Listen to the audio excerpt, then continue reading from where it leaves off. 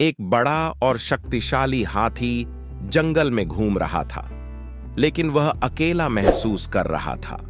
उसके बड़े शरीर के आकार के कारण अन्य जानवर उससे डरते थे। अचानक एक छोटा बंदर हंसता हुआ पेड़ से नीचे आया और हाथी से बोला, तुम बहुत बड़े और आलसी हो, मैं तुम्हें पेड़ों पर चढ़ना सिखा सकता हूं। हाथी ने सोचा और कहा, तुम छोटे और तेज हो, लेकिन मैं वो काम कर सकता हूं जो तुम नहीं कर सकते। आओ कुछ चुनौतियां करें। पहली चुनौती थी दौड़।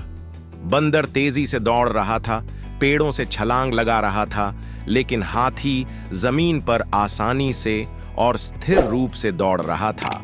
अंततः हाथी नदी तट पर पहुंच गया।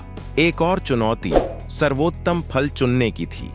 बंदर पेड़ों से फल तोड़ रहा था, जबकि हाथी अपने लंबे सींग से पेड़ों से फल तोड़ रहा था। आखिरकार दोनों एक दूसरे की खूबियों का सम्मान करते हैं और कहते हैं, हम दोनों अलग हैं, लेकिन हम सबसे अच्छे दोस्त हो सकते हैं। जंगल के अन्य जानवरों ने भी यह सबक सीखा कि प्रत्येक जानवर की अपनी अपनी विशेषताएं होती हैं और सभी को एक दूसरे की मदद करनी चाहिए।